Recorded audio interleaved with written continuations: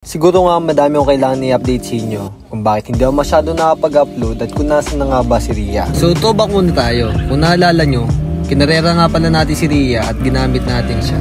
So nag-perform naman siya na solid. Pero sa dulo ng karera, nung nasa winners bracket na tayo, may kakaibang tunog ang mga na ito.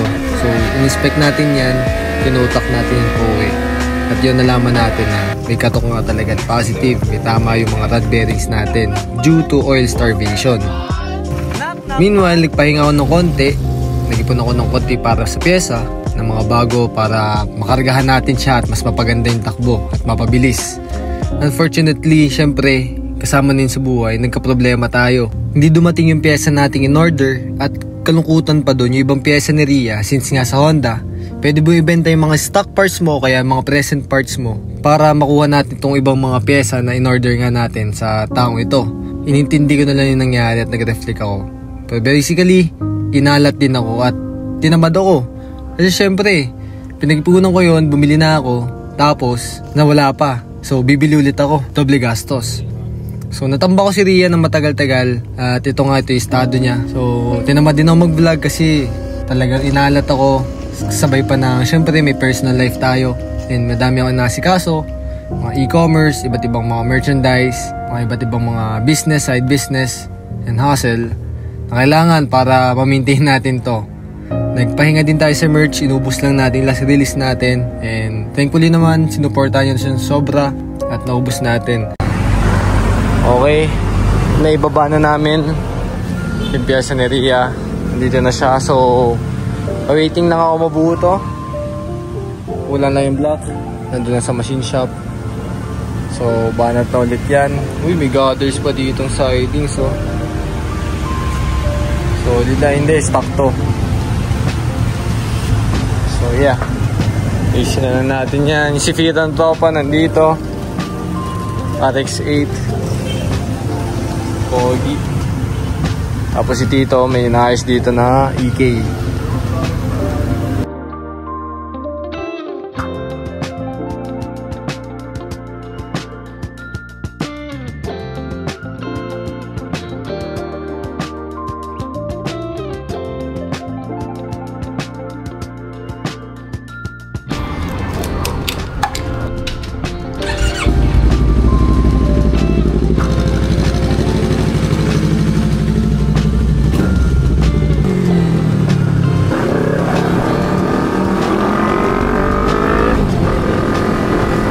So ito yung gusto kong maging detailing area.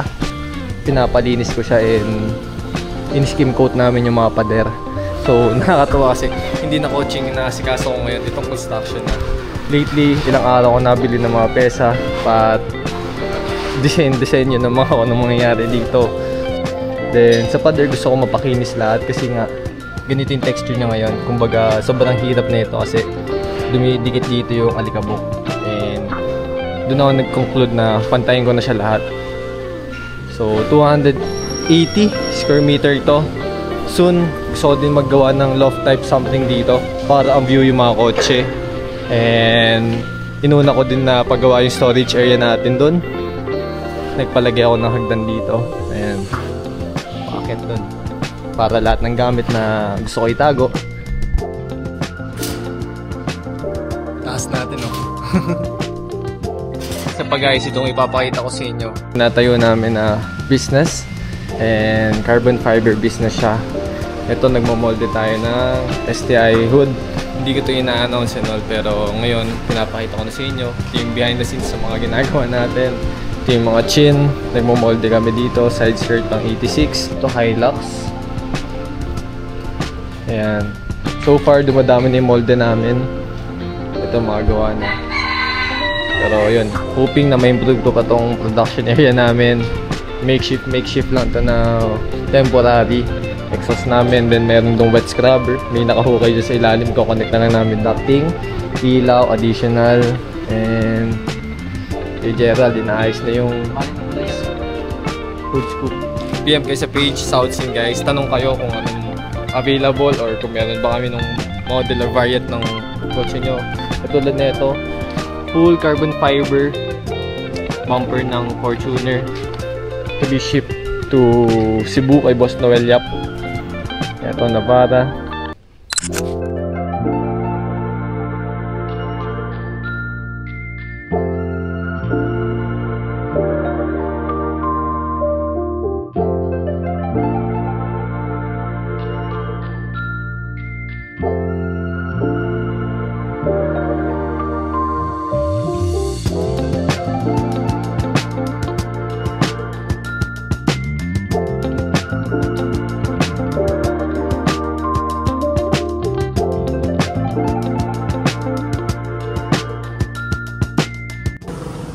So kailangan nating pinturang itim lahat. Itong kisame, bubong. Lalagyan pa ng plywood to para masarahan. Ito yung magiging clean bay area natin. Sinisimulan na namin magtanggal ng gamit. Ito, napintura na siya ng itim, which is ito itim lang. Undecided pa rin ako sa magiging kulay nito. Pero may idea na kami. Kailangan ding itimin to at magkakaroon tayo ng mga panel light dito. So unti-unti guys, may progress naman. Pinabutasan ko to para lagyan ng glass dito, acrylic. Para pag nandito ka sa may loft type natin na ginawa na platform, diba? May kita mo yung ginagawa doon. Medyo may problema nga lang. Since batangkad ako noon, 6 flat ako guys. Problema, ayun o. Untog, pero yuko na lang. Happy pa rin naman ako dito sa spot na to. Ayan. Yung SIR, sinisimulan na. Anti-corrosion na yung bubong dahil bulok na bulok yung bubong. Ni-strip na rin tong Levin. So yan yung mga updates sa mga project. Si Ria, papasok na rin natin. Inintay ko lang yung makina. Pagkadating ng makina, ibubuhin natin. Kakabit natin dito. So, namimili din ako ng mga tools sa kahapon. Pumunta kami din sa may Quiapo banda. Sa may Raon. Dami mga tools doon na mura. At mga power tools. Baka may mga binebenta kayo dyan or may mga suggestion kayo kung saan tayo pwede makabili. Kasi kinukompleto ko talaga hanggat maaari. So, unahin muna namin to. Let's go! Ito yung, malapit na rin to, no? Kaya ito lang din yung inano mo, tinanggalan ng pintura. Lahat, strip to metal na, no? Okay naman yung not bad. So, may mga gantong rust lang na present. Tatanggalin na rin yung salamin. May mga bula-bula kasi siya, kaya ginanyan. Ito yung kabila. So, prep na. May mga gantong rust din siya. Pero sobrang konti lang. Kayang-kaya yan. Kung Honda to, ganito, wala na, no? Mabilis lang. Itong roof meron din, no? May mga... Ito nyo ba yan? Ayan, no? Sa ilalim yan. Ganyan yan. Meron din. So, alas nung ano yan, nung pininturahan na siguro. Ay, hindi, factory pa yun eh. Factory pa, kaya... sa tagal na. Ito, ibababa yung makina. Bababa natin yan.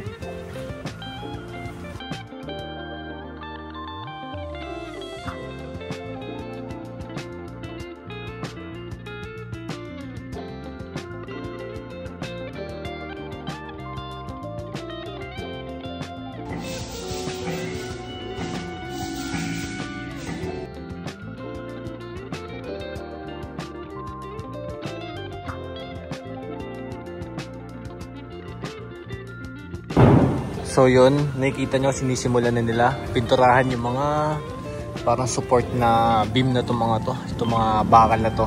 So nagkamali kami dito. Pininturahan namin yung itong posteng to sa may taas, sa may kisame. Pero nagmukhang mababa yung kisame ngayon. So papalitan namin yan.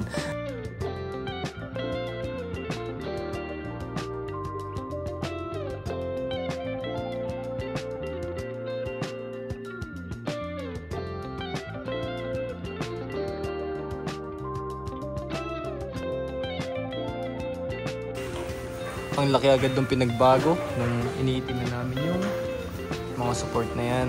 Tapos pinasisimulan ko na rin.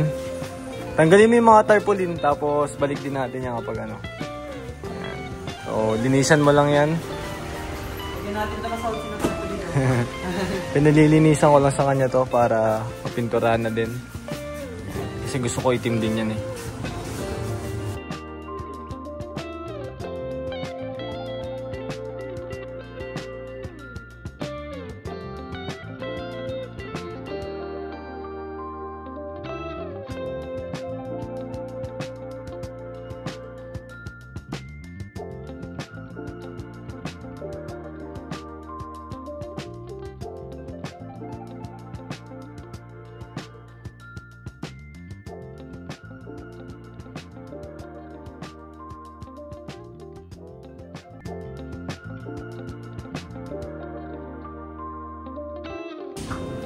So yan, nagsisimula na kami pinturan.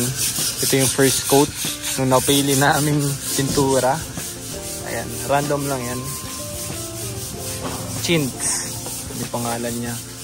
So pinatimpla natin yan and application na ngayon na first coat bago magpangalawa. Babalikan namin to ulit para mas kumulay, pero masaya ako sa naging outcome.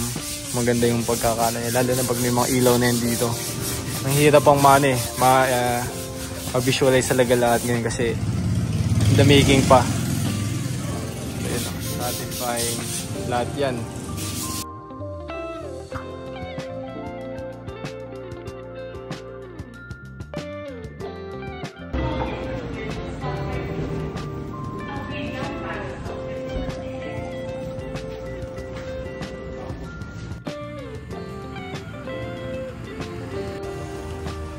Ito naman yung first coat dito sa mismong pader ng shop. Yung sa loft type, na-appreciate ko naman yung nag-itsura niya. Ayan, napakaganda. Lalo na pag nasisinagan siya ng natural light. So yan, dadiretsuin lang natin buong mga pader to. Yan, lahat na nakapalibot dito, and yan, panood nyo na lang.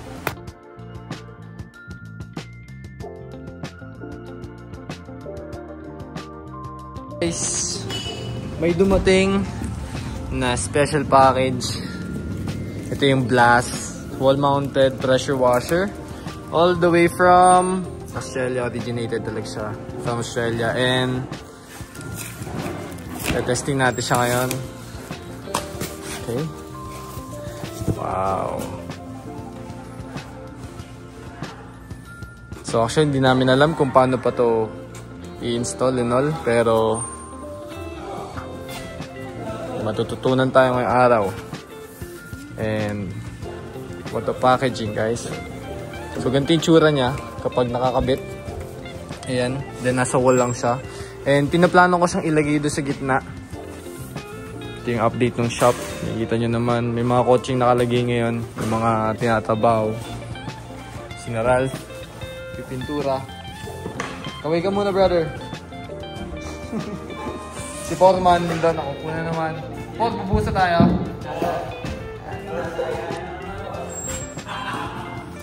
Oh, sarap maglinis niya. Ano kaya, Rick? Oo, sarap. And malakas yung pressure niya. Nalimutan ko lang kung ilang PSI, pero ito yung mga lagay ng mga ano. Wow, ganda ng ano, material na ginamit nila. Even the spray gun, branded Blast. Actually, dumaan lang to sa feed ko. Nakita ko siya. Nakita ko may online store sila, which is blast.com.ph ata. Ito, ayan, ito. Ito yung website nila. And tinesting ko lang kung legit, kung kamusta, kung anong quality niya, kasi parang bago siyang product na nakita ko na ganitong level and ganitong pricing. Hindi biro yung presyo na ito, guys, ha. Pero it's good. You'll get what you pay for. So, under promise, napaka-basic, napaka-minimal ng boxing, lahat-lahat. Diba? Pero, tingnan natin kung mag-overly delivered siya sa performance and sa tagal. So, yun. Ito yung gagamitin natin pressure washer. Ayan, o. Iba't iba siyang nozzle. So ito ata yung kapag, meron pa sila yung 5-in-1. So parang pag tinatamad ka magpalit, angas! Woo! Gwapo! Yan! Yan ang pressure washer. Okay. So may motor na siya sa loob. Kailangan tapos susuplayin na lang ng tubig. Okay. Hindi na kailangan ng compressor. Meron na siya sa loob. Okay. Iniisip ko, kuya, lagay siya doon sa gitna. Kasi may power outlet na, nasa gitna pa ng dalawa. Kasi ito 18 meters to eh. Yung haba niyan eh. 18 meters yan. Diba? Kasi ito yung nalalak pa. Para kung ayaw mong pabalik-balik, may certain amount ka na haba na gusto. Ang ganda ng quality ng hose. Ng hose mismo. So, high pressure kasi ito, kaya hindi biro. Yung mga fitting. All good. May mga o-ring pa. Talagang safety. Last.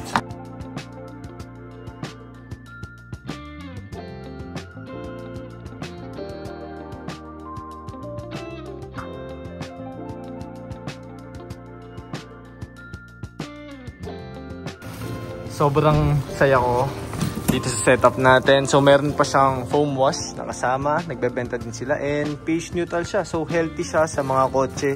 Ito kuya, kaya pH neutral siya. Ibig sabihin pang anti-acid yan. So kunwari, may mga sabon kasi na hindi nakapagpawala ng acid pag nilagyan mo. Di ba parang natitira sila dun sa ano? Ito wala.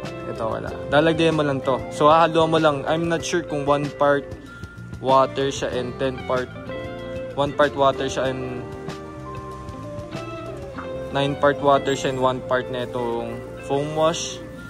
So ayun o, 10 liters. Nandito lahat ng instruction. Meron pa siyang kasamang foam cannon na ina-attach dito sa may dulo for sure. So quick release lang naman siya. Ito na yung pang spray mismo. Yan o, foam cannon tayo. I'm happy guys oh. Tibay! Naka powder coated. May plaque pa siya dito. Branding talaga, no? Napakalinis. 18 meters of retractable hose. Ayan siya. O, kapag ginagamit mo and hilahin mo lang siya, pabalik na siya ng ganun. Ayan o.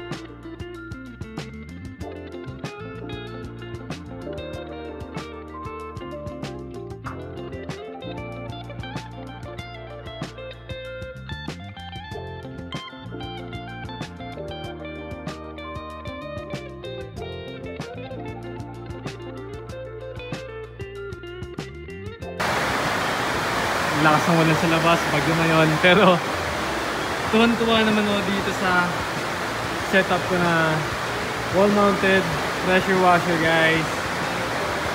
Okay, subukan natin ha. Spray na ako dito kasi sobrang dumi na ang sahig natin. Subukan natin, tanggalin yung putek.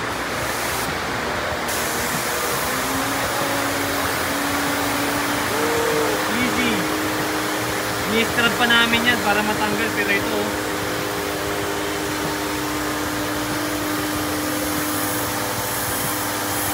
lakas ang pressure niya. Not bad para sa electric na hindi na kailangan ng hangin.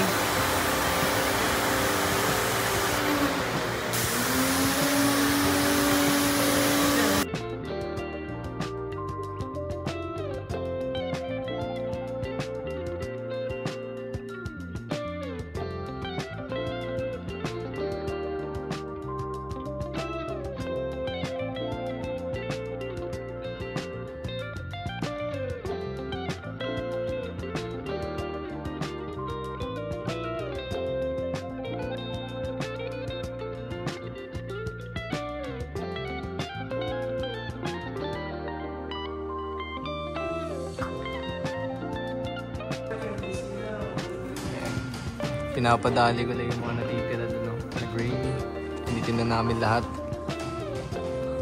Okay na din yung kisame. Yan yung mga pader. Inuulit namin to. Kasi pangit at mali yung pagkakabuo. Nandiyan na yun nung ano eh. Pumunta tayo dito, lumipat tayo. So dating pwesto nga pala to ni Airpods. Dito siya nagpipintura dati. Pero since lumipat na siya, dun lang naman sa kabila. Andito na tayo. Clean area, color black. Lahat yan black, pati ito. Tapos ito. Ewan ko lang okay sa inyo yung napili kong pintura. Pero ako happy ako sa naging outcome. Natural lighting pa dito. Ito. kulang na lang natin. Kailangan natin mapinturahan at maayos yung sahig. Kasi yun na lang yung nagpapadumi dito eh. So, kailangan ko ng parang bright colored na sahig. Or light. Pero, nagde-decide din ako kung may alam kayo na parang yung nag-refinish na ito. Kasi sayang din naman. Ayoko naman talaga siyang pinturahan all the way.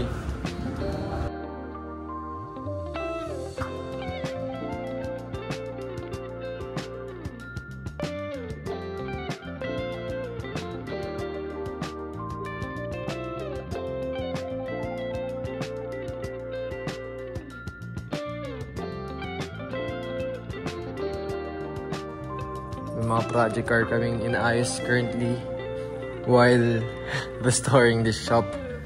Pero ayan, kinapos kami din sa epoxy na floor paint. Kaya ito lang yung inabot. So ito yung first coat, magkaka-second coat pa yun. Kaya mas magla-light or mabubuo yung kulay niya. So nandito yung Celica E36 and yung pinaproject nating E111 Livin. So medyo may mga kalat pa. Ito, diba as planned, lalagyan natin siya ng floor tracks o yung parang detailing na matting or tile. I don't know kung ano yung tamang term, pero yan, nag-ipon na rin ako ng mga shelves para ipaglagyan tayo ng mga pyesa. So may mga dalo pa ako na wala dito. Kaya inaano ko yan para lahat ng kotse may kanya-kanyang shelf para pag may mga tinatanggal ka, dito mo lang ilalagay at dito mo lang din kukunin. Hindi ka mawawalan ng gamit or magkakahalo-halo. So yan, update lang dito siguro. Yeah, in-strip to metal tong A111 kasi nagkaroon siya ng surface rust lang naman. So better na i-strip na namin para i-scrape na namin. Mas better kung i-scrape na namin para mas proper yung proseso. And yun, asikasin pa natin yung makina nito. So tatanggalin ko lahat ng nakapaligid sa engine bay. So dapat ibababa yung makina pero napag-decision namin na wag na lang. Tapos ipapascrape ko din yung itong flooring para malagyan na ng bagong pintura. Pogi oh. Wala na, nakupula ako dito kanina tapos ang daming mga idea lang na pumapasok na na-overwhelm ako kasi syempre hindi ako ready sa ganitong bagay and sumubok lang naman tayo. Hindi natin alam kung ano magiging resulta pero we trusted the process and ito may progress naman, diba? Sabi nga talaga nila, commitment to the process creates progress. Kaya ito yung progress kasi nagko-commit tayo sa proseso, hindi sa resulta. So ito yung SIR, bubuyin natin yan, ika-carbon roof natin, hihilamusan lang din natin siya, passion orange pa rin. Ito yung pinaproject natin dati, natambak siya ng onte and syempre pinaproject kaya madumi-dumi pa, hindi pa siya presentable. Pero abangan nyo kapag nabuo na yan. Ito yung loft type na ginawa natin. Wala pa yung mga ilaw natin in order kasi hindi ko nabasa sa instruction na 1 month pa pala pre-order. So isang buwan pa. Pero titignan ko baka makancel natin yon and makapaglagay na tayo dito ng proper na mga lighting para mas lumiwanag. Ito yung clean area, lifter area. Dito may mga wall cladding ako ilalagay dito. Tapos dito yung car wash area. Kaya nga dito yung blast natin. You know, solid blast PH. Tingnan niyo yan, sobrang solid na wall mounted pressure washer. And hindi lang yung pressure washer, meron sila vacuum blower and yung mga maliliit na anik-anik. So yan, progress lang guys. Ito, quick update lang. Wala akong masyadong ma-film pero inaano ko lang ngayon kasi syempre ganito yung tsura niya ngayon. Baka mamaya sa bilis ng oras hindi na siya mamukhaan sa lahat ng nangyayari. And excited lang ako. Sobra guys. Happy lang ako.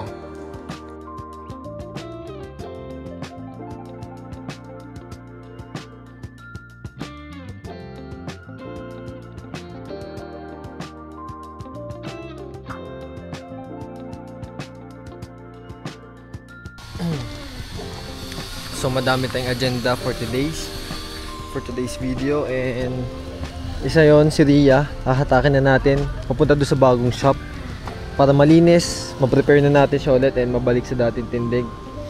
Tinutubuan na siya ng mga halaman dito, tambak na. Pero may mga kulang pa kasi sa shop. Bibili muna ng plywood at mga materyales para magawa yung mga kulang to. Kaya samahan nyo na lang din siguro ako. Mag-tricycle lang tayo kasi may bibitbitin tayo mga materyales eh. Southwest lang. Southwest? May dadali lang dalawang plywood. Sige. Okay lang, magkakarga tayo. Okay kuya. May pusa pa sa likod. Kasi pusa! Okay na.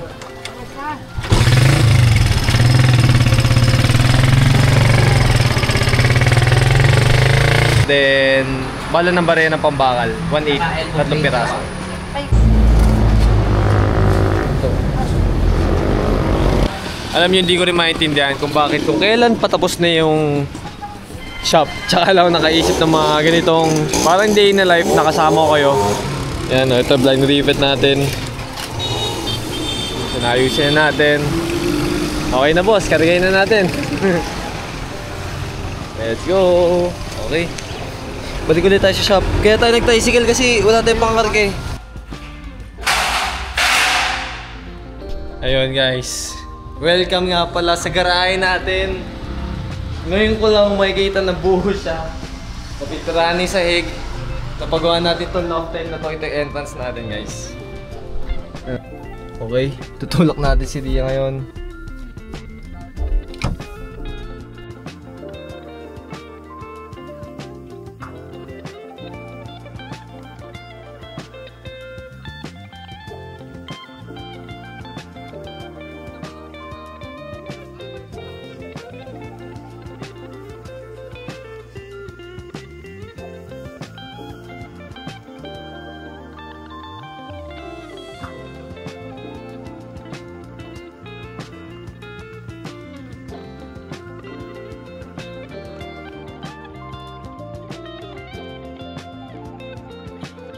Putang ina nito, antayin niyo ako, uy!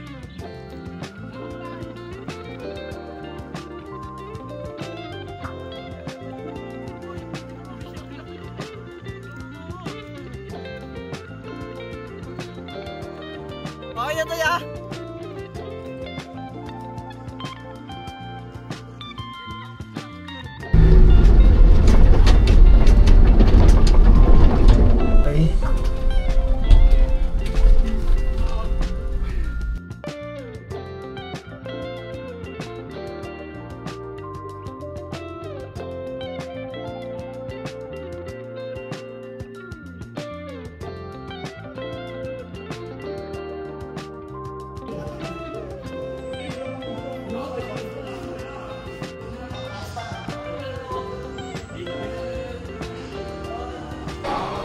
Anong makina niyan? Sir, ito na Bang! Wala pa oh. Eh, one David power. Sa taas, malinis na yung garahe. Sobrang saya ko. And hinintay ko talaga tong araw na to bago siya iakyat dito para maitain maging presentable na mismo yung gawaan natin kapag sinimulan natin si Ria. So, nalulungkot ako sa estado niya. Unang-una, panigurado. Pansin nyo naman, napabayaan talaga siya. At pinabayaan ko talaga to kasi inalat tayo.